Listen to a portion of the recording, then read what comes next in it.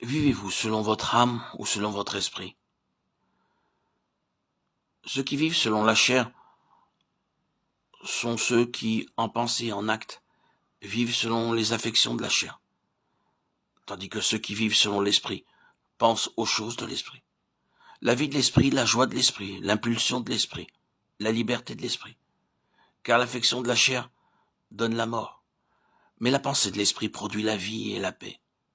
Les deux sphères sont clairement dépeintes dans ce verset. L'âme dominée par la chair, la sphère terrestre, ou bien l'âme dominée par l'esprit, la sphère céleste. Soyez renouvelés dans l'esprit de votre entendement, dit Paul, Éphésiens 4, 23. L'entendement, qui est une partie de l'âme, dominée par l'esprit, doit devenir spirituel. Il y aura une âme spirituelle et une âme charnelle. L'âme spirituelle, pleine de sagesse, est seule ouverte aux pensées de Dieu.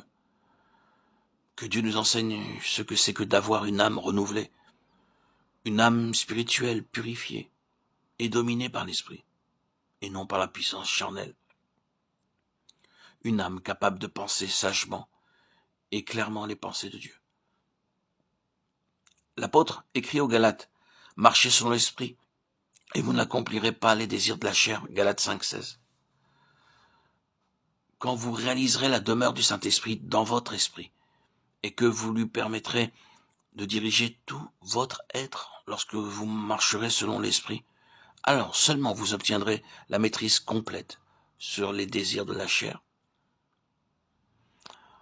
Vous pouvez demander d'être délivré de telle ou telle habitude de la chair. Mais à moins que votre esprit ne soit libéré de façon à marcher selon l'esprit, vous retomberez certainement dans votre vieille habitude.